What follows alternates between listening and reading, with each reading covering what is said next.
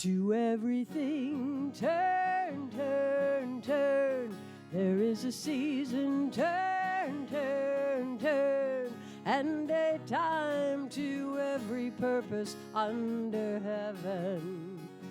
A time to build up, a time to break down, a time to dance, a time to mourn, a time to cast away stones, a time to gather stones together. To everything, turn, turn, turn. There is a season, turn, turn, turn. And a time to every purpose under heaven. A time of love, a time of hate, a time of war, a time of peace, a time that you may embrace, a time to refrain from embracing. To everything, turn, turn, turn. There is a season, turn, turn, turn, and a time to every purpose under heaven. A time to gain, a time to lose, a time to reign, a time to sow, time for love, a time for hate, a time for peace. I know it's not too late.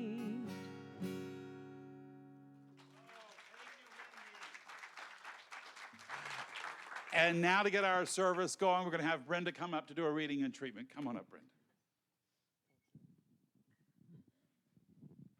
Good morning, everyone, and good morning to our friends online. Thank you. Oh, a little baby. Welcome. So this morning, I want to read a poem by Douglas Mallock. His dates were 1877 to 1938. And in case you don't know who he is, which I did not know who he is, he's was an American poet and short story writer. And this poem is titled, "Be the Best of Whatever You Are." If you can't be a pine on the top of the hill, be a scrub in the valley, but be the best little scrub by the side of the rill. Be a bush if you can't be a tree. If you can't be a bush, be a bit of grass, and some highway happier make. If you can't be a muskie, then be a bass, but the liveliest bass in the lake. We can't all be captains. We've got to be crew.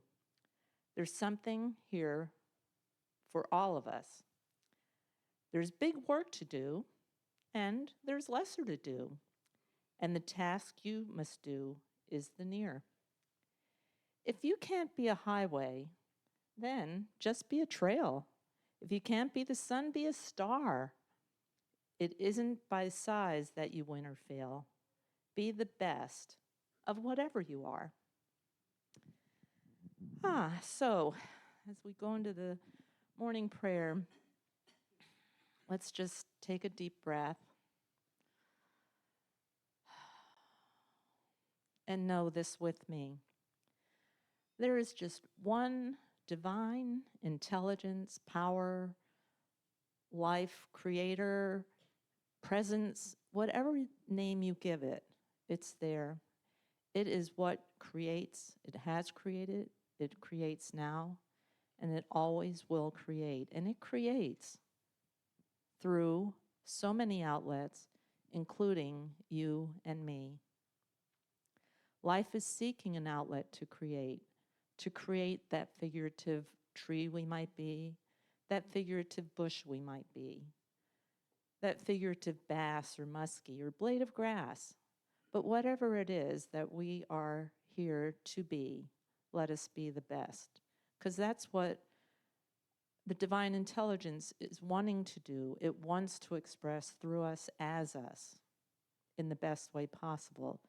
To be good in the world, to do good in the world, to be compassionate and kind and peaceful. And so, I'm grateful for knowing this. I'm grateful to this center for bringing me to this spot in my spiritual journey. I'm grateful to Reverend Ken for his uplifting messages every Sunday. I'm grateful to Wendy, who's here this Sunday, to be her best performer as a singer and musician for our service.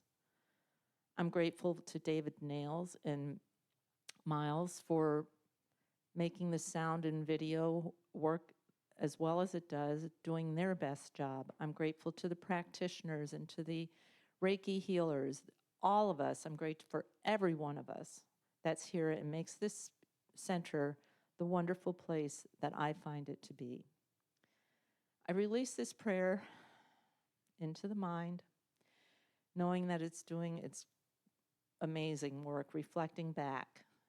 And I do this simply and easily by saying, and so it is.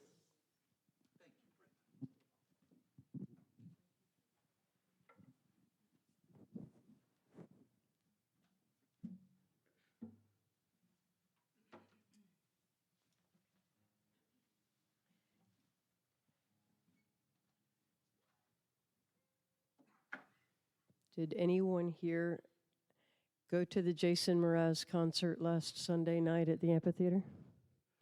No one? Well, someone did.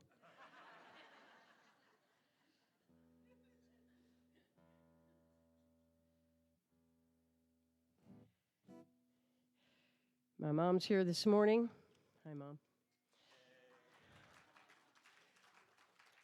And I'm taking off for the next 6 weeks. And one of your wonderful Reiki practitioners, Rick, has agreed to drive my car for me periodically while I'm gone. Thank you for that. This is a Jason Mraz song. I woke up this morning and I, as I often do, I'm trying to break this habit. It's not waking up. I'm trying to break the habit of, going on to Facebook first thing in the morning, even if it's only for a minute. But this morning I did, and I'm kind of glad I did, because I saw a post of a friend who was just released from the hospital recently after an extensive surgery to combat cancer after a long round of chemotherapy.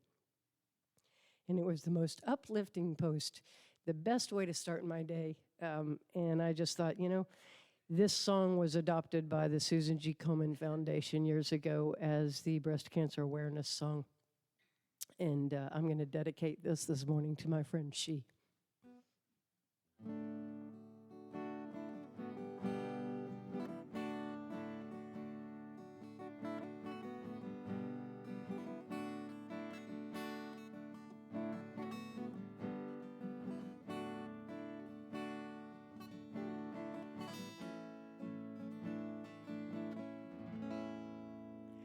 When I look into your eyes, it's like watching the night sky or a beautiful sunrise, where there's so much they hold.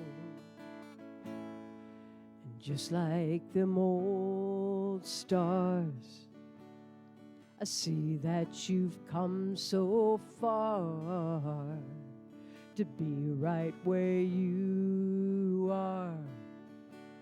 How old is your soul? Well, I won't give up on us, even if the skies get rough. I'm giving you all my love. I'm still looking up. And when you're needing your space to do some navigating, I'll be here patiently waiting to see what you find. 'Cause even the stars, they burn, some even fall to the earth, and we've got a lot to learn. God knows we're worth it. No, I won't give up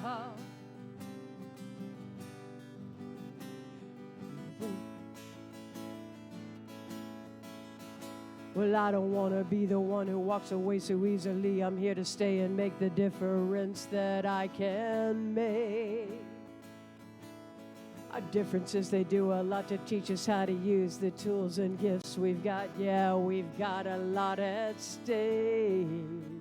And in the end, you're still my friend. At least we didn't tend for us to work. We didn't burn. I had to learn how to live without the world caving in. I had to learn what I've got and what I'm not and who I am. No, I won't give up on us. Even if the skies get rough, I'm giving you all my love. I'm still looking up. I'm still looking up. No, I won't give up on us. God knows we're tough enough and we've got a lot to learn.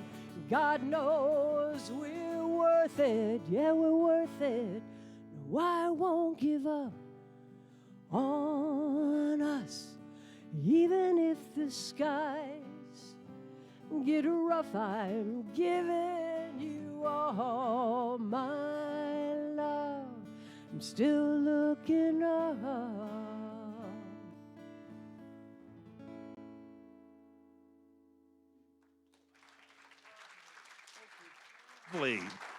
Thank you, Wendy. Thank you so much.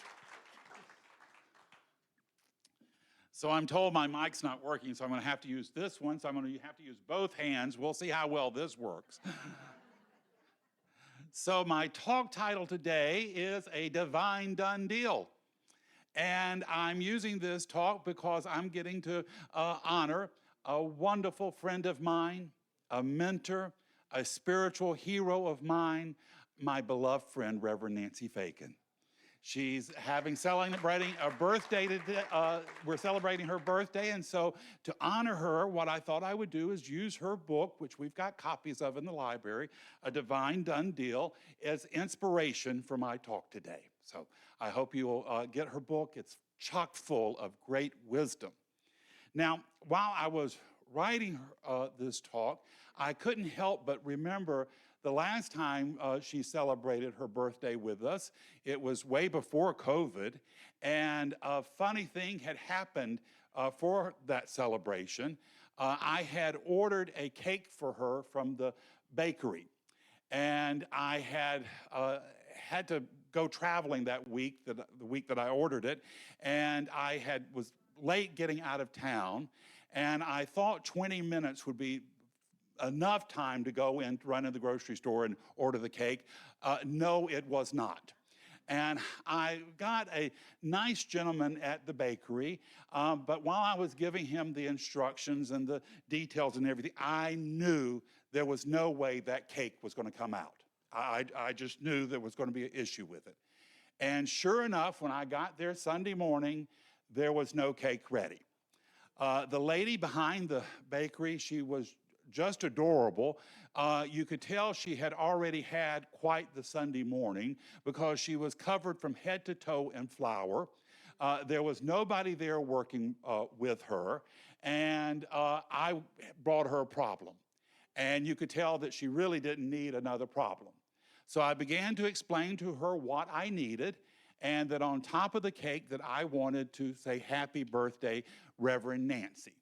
And when I told her that, I could just tell that something changed for her. First of all, she had me repeat it. It was, "Yes, Reverend Nancy." And it was almost like just this moment of inspiration. And my intuition told me that she wanted to use this cake to honor somebody from her past. Maybe a female minister for her family or a friend or something. But I just got a sense she wanted to honor somebody. Now, I didn't say anything to her, you know, they already think I'm a weirdo in the cheese department, so I didn't want to get a reputation in the bakery too. So she told me, she said, go do your shopping, and when you get back, I'll have it ready for you. So I went and got my shopping, and when I came back, she showed it to me, and I was breathless. I mean, she had a whole British garden going on here. There were roses everywhere, even rose petals falling from the cake side. I mean, it was just it took my breath away. Now, here's the thing.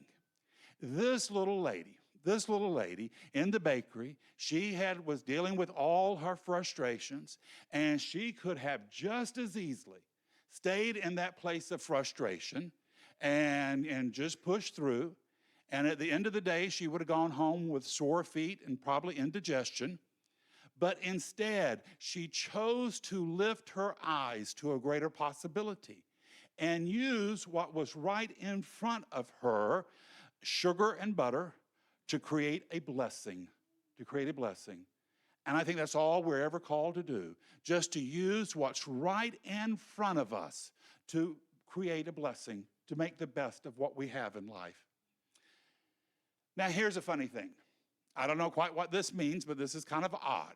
So yesterday, I go back to order Reverend Nancy's cake again.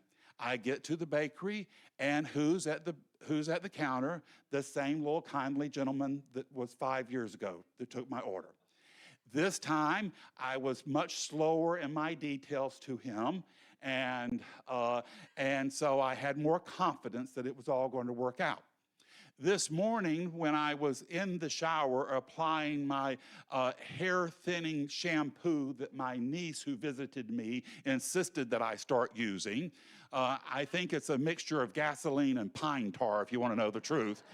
So I had a head full of this burning shampoo, and a call comes in from my cell phone. Well, as a minister, if you get a call at 7:40 on Sunday morning, there's a problem. So I answered the phone, and who was it? The same little lady from the bakery 5 years ago. And she was calling me because she had read the instructions. And my instructions were to say, just put happy birthday, Rev, R-E-V, Nancy. She wasn't going to have it. It needed to be spelled out. It had to be Reverend Nancy. And that's what she did.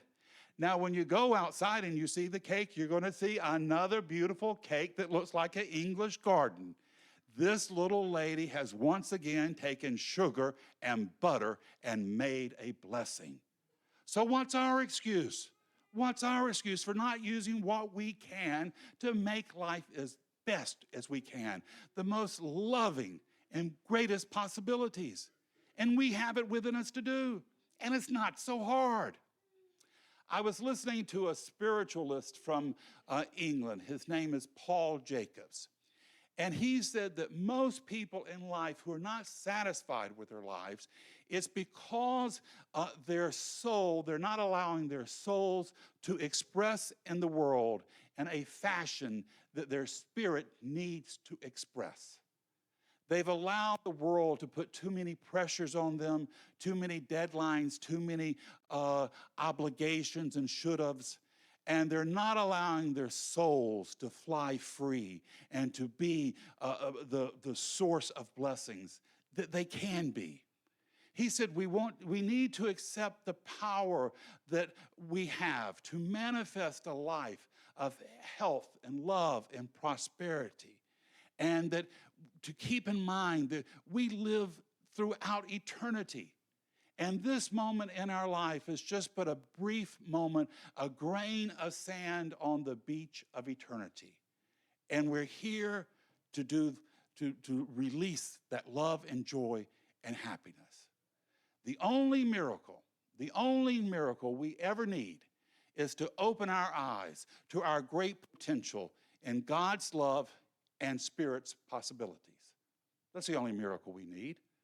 Reverend Nancy, she wrote, listen to your intuition and know that you don't have to go through life alone.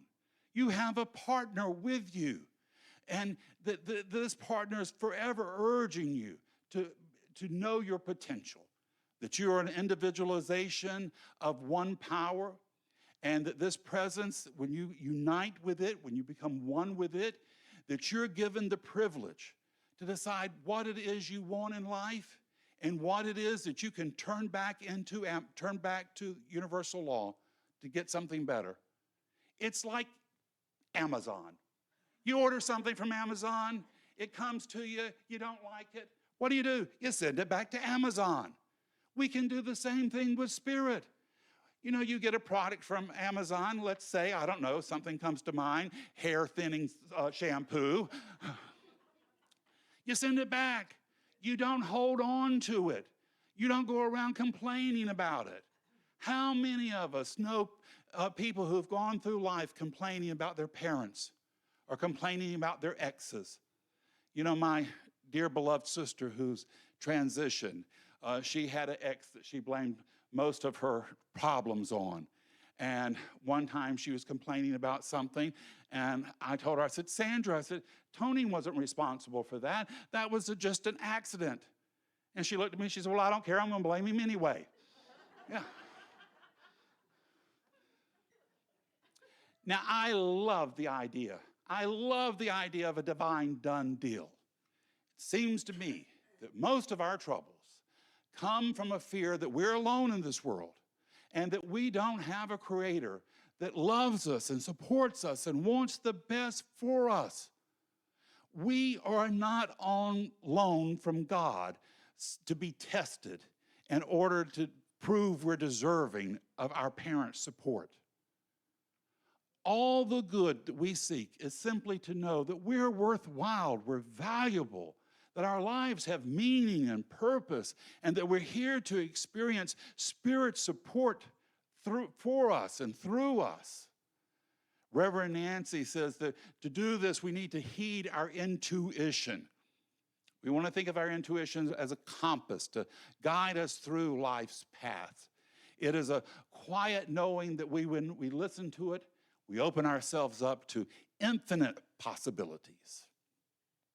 We are all a unique expression of the divine, connected to universal power. And when we accept this truth, it liberates us from the shackles of self-doubt and empowers us to embrace our true potential. By aligning with this infinite power, we become vessels of its energy. We're not weak, we're not wounded, we're strong and dynamic, and we're destined for greatness. Our self-perception shapes our reality, and embracing our innate divinity propels us towards our greater living. The only thing holding us back, it's not God's judgment of us, but it's our accepting of the goodness within our souls and our intelligence to know what's best for us. I loved the story this week. The Pope, he met a transgender young woman, and she was telling him the troubles of her life. And he told her, he says, God loves you as you are. As you are, Spirit loves you. Not just loves you, it's fascinated by you. It adores you. My niece, came and spent a week with me and with her little guy. He's now 11 years old. But I remember when he was just a toddler and he was first learning to walk, her and her husband, they would just stand and be in awe of him as he took his first steps. This is how Spirit is with us. When we choose to love again after we've had our hearts broken, when we choose to get up and try again after we've had disappointment, Spirit is in awe with our ability to try again, to keep a higher vision for ourselves and each other and the world. Spirit's love transcends our imperfection. In fact, it's in our broken places that the grace of God shines forth. And we don't need to wait until we're all perfect or saintly to have this love. Embracing ourselves as we are, fears and doubts, enables us to experience a deeper connection with Spirit and to be a channel of its truth. That's what you're here to do, to be a channel of God's love and truth, and you can do it. A couple of weeks ago, we had a visitor at our house, Dr. John Waterhouse, and he happened to leave some of his stuff by accident with us, and I promised to mail it to him. So I gathered it up, and I got to the UPS store. I have gone several times, but it's not that I go on a regular basis. And so I was there. The store is owned and run by a lovely little Indian couple. And the husband was waiting on me. And I guess he figured from my phone number that I was familiar with Atlanta. And he began to share with me that this coming week that he has to travel up to Atlanta, and that he's going up to a funeral for his college roommate. And he knows he needs to do this, but he was terrified of the traffic in Atlanta. And I asked him where he was going, because he told me, he says, well, I'm going to a place outside of Atlanta. And I asked him, well, where outside of Atlanta? And he told me, he said, Stone Mountain.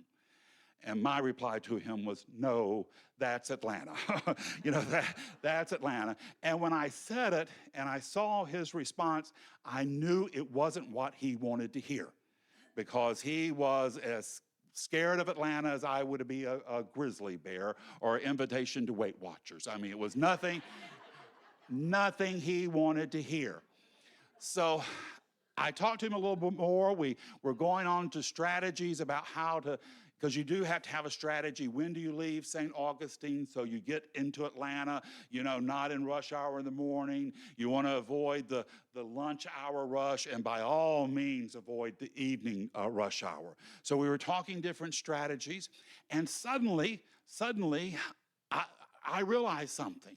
He could there's a access road off of 75 called 675, and he can take that. He'll bypass the exchange around the airport and 285, which is really a monster to get through, and it will zoom him close up to Stone Mountain. So I told him about this route he could take. Now here's the thing. There is no one more geographically challenged than I am. I get lost in my own neighborhood. So how in the world did that idea come to me?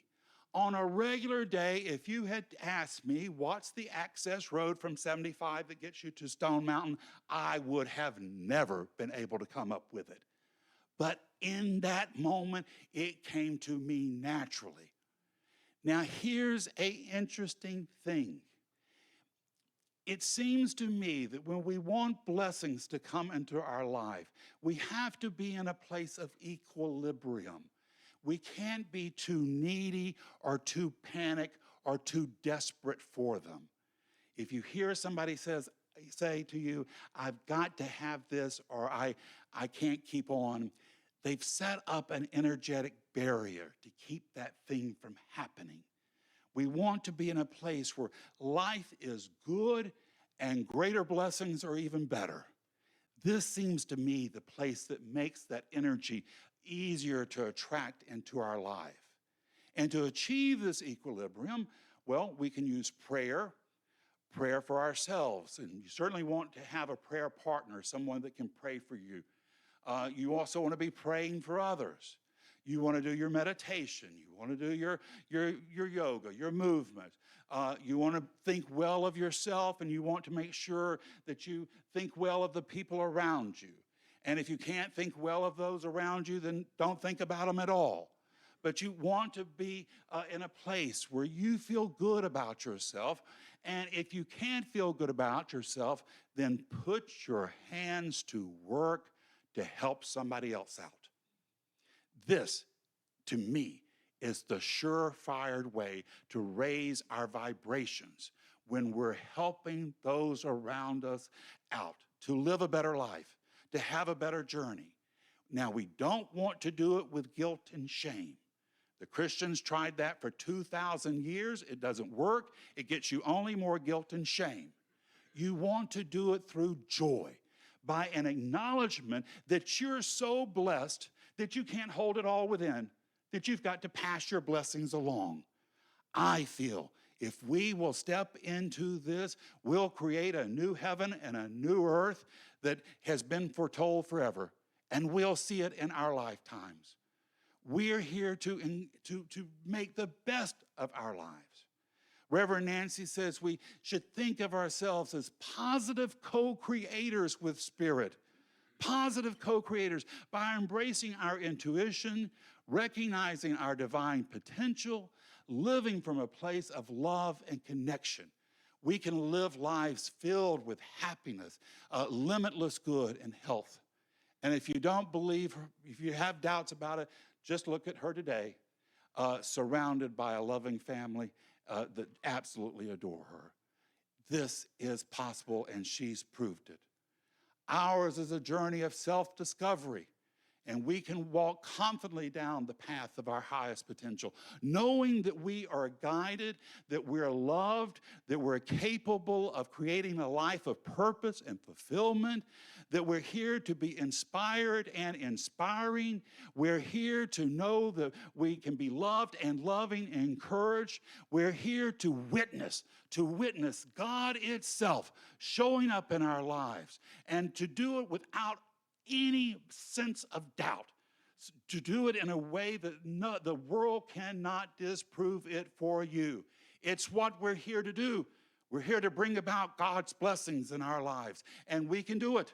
We are gifted. We are strong enough. We are not weak. We are not wounded. We are on the move to create a world of love, of joy, of happiness, of peace, and prosperity. It's what we've been called to do, and we can do it. So this morning, let us remove any sense of lack or limitation. Let us remove any false idea of who we are. Let us know for ourselves that we are children of the Most High, to allow the love of Spirit to flow through us to our best possibilities, to rain down blessings for ourselves, each other, and the world. And within every one of us, we can do it. Now's the time for us to declare to the universe that we are living lives of love and joy and peace and prosperity. And it is a divine done deal, and we will not have it any other way. Like a tree standing by the water, we shall not be moved. This is the truth in your life this morning. It's the truth in mine, and so it is.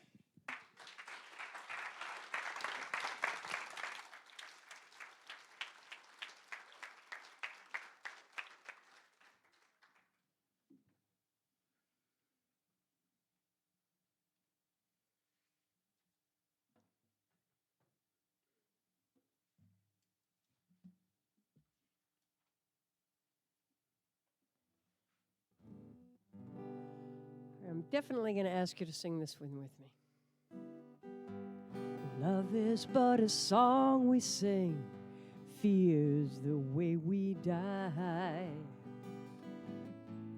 You can make the mountains ring or make the angels cry. Though the bird is on the wing, you may not know why. Come on, people now, smile on your brother. Everybody get together. Try to love one another right now. Clapping is also allowed. Some will come and some will go. We shall surely pass. When the one that's left us here returns for us at last, we are but a moment's sunlight fading in the grass. Sing it with me. Come on, people now, smile on your brother. Everybody get together. Try to love one another right now. Good job. Come on, people now, smile on your brother. Everybody get together. Try to love one another right now. But if you hear the song I sing, you will understand. Listen. You hold the key to love and fear. all in your trembling hand. And just one key unlocks them both. It's there at your command. So, come on, people now, smile on your brother. Everybody get together. Try to love one another right now. Yeah, come on, people now, smile on your brother. Everybody get together. Try to love one another right now. One more time. Come on, people now, smile on your brother. Everybody get together. Try to love one another right now. Try to love one another right now. Try to love one another right now. Right now. Right now. Thank you, Wendy. So now we come to the time we support our center, and we support this place because this is an amazing place. It's doing lots of great work. Now, I'm going to share with you a campaign that we have coming up because I was talking to my friend Scott James, who's a son of Judy James, who used to be a practitioner here. And I was telling him, well, it's been kind of a little slow here in the summertime. And he told me, he says, Ken, don't worry about this. He says, I'm going to offer you $10,000 as a matching campaign. So if we can raise $10,000 to match his $10,000, we'll get in $20,000, maybe even more. So we're going to run this campaign till let's say till November. Now, what I did is I said, well, to kickstart us, I'll throw in a $1,000 donation. I'll get us going with $1,000. I happened to look at my ViStar bank account this morning and realized that maybe ViStar wouldn't be so pleased with that. So what I'm doing is I'm putting in $500. But I'm telling Spirit, all right, Spirit, I've set this goal. Now, show up. Spirit, you match this for me. And so by the end of this campaign, I know I'll be able to throw in another 500. Here's the thing. Spirit my contribution is going to be doubled. Spirit's going to double my blessings. There's going to be double love, double joy, double support coming into my life. So however you choose to support us, know that your support's going to come back to you in double fashion. And if you would like to make a contribution for this campaign, just be sure to write on the memo or the envelope, Judy James. And this will help us go a long way to make sure that we're still viable, we're still moving, we're still being that beacon of light and hope and love that we've been called to do. And you're making it happen. So however you choose to support us, through cash, through coin, through prayer work, through volunteerism, place your intention over your heart and read with me this affirmation of prosperity. I live in a universe of abundance. As I freely and joyfully give, I join in the divine flow, and all that I share with life returns to me multiplied abundantly. And so it is. The ushers have stepped down. Wendy, I know you got some amazing music for us.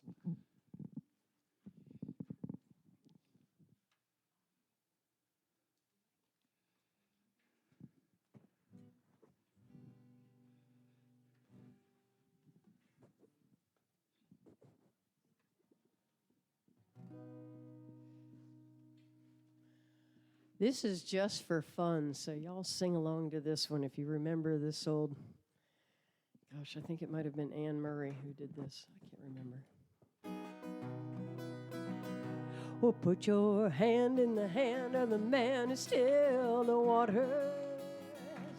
Put your hand in the hand of the man who calmed the sea. Take a look at yourself and you can look at others differently by putting your hand in the hand of the man from Galilee. Well, every time I look into the holy book, I want to tremble when I read about the part where the carpenters built the temple. For the buyers and the sellers are no different fellas than what I profess to be. And it causes me shame to know I'm not the gal that I should be. So put your hand in the hand of the man who still the waters. Put your hand in the hand of the man who calmed the sea. But take a look at yourself so you can look at others differently by putting your hand in the hand of the man from Galilee. Well, Mama taught me how to pray before I reached the age of 7. And when I'm down on my knees, I know I'm close to heaven. Well, Daddy lived his life for 6 kids and a wife, 'cause you do what you must do. But he showed me enough of what it takes to get you through. So put your hand in the hand of the man who stilled the waters. Put your hand in the hand of the man who calmed the sea. Well, take a look at yourself so you can look at others differently by putting your hand in the hand of the man from Galilee. By putting your hand in the hand of the man from Galilee.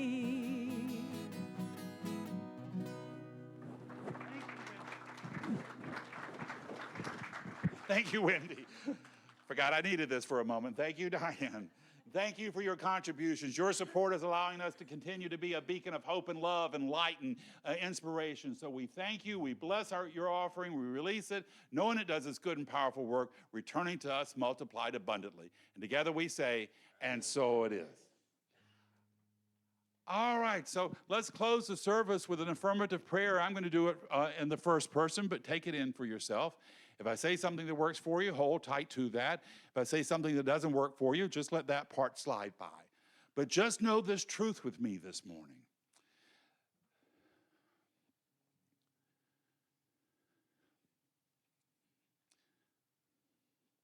There's but one God and one mind and one power, one creator. And that creator, that power, that love created me from itself plus nothing else. And here today, I know I walk in its light, I walk in its love, I walk in its power. And there is nothing for me to fear. There's something for me to know. There's something for me to reveal. And that is the love of Spirit shining forth. So here today, I let go of any idea of less than or woundedness or shackles of fear and doubt. I lift my eyes to a greater knowing that I am here to be the source of God's love. I am here to be Spirit's miracle unfolding in the physical realm. So here today, I know that I have everything I need to create a life of blessings, to be a life of blessings. I am here to bless and be a blessing. And that Spirit is with me every step of the way, urging me to lift my eyes to a better knowing, to see God's blessings raining down upon me for myself, for those around me, and for the world. I am here to witness how Spirit supports me. I am here to be awed by the love of God. This is my truth. I celebrate this right knowing, and I release this prayer into the mind of God to do its good and perfect, bold and dynamic work, returning to me multiplied abundantly. And together we say, and so it is. All right, my dear friends, I'm going to leave you with one last idea, and that is your life. Your life, it's not a problem to be solved. It's a miracle unfolding. Your job this week is to go name your miracle, to proclaim your miracle, and to make it your own. God bless us all. Now let us go be the miracle God is calling us to be. Until we see each other again, this is Reverend Ken wishing you many blessings.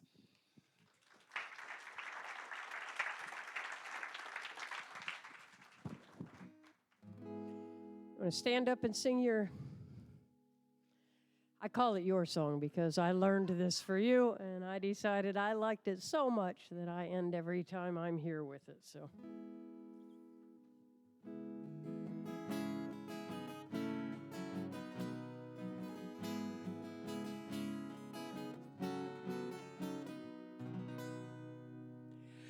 Let there be peace on earth, and let it begin with me. Let there be peace on earth, the peace that was meant to be, with God as creator, family all are we. Let me walk with my family in perfect harmony. Let peace begin with me. Let this be the moment now. With every breath I take, let this be my joyous vow, to take each moment and live each moment with peace eternally. Let there be peace on earth, and let it begin with me. And so it is.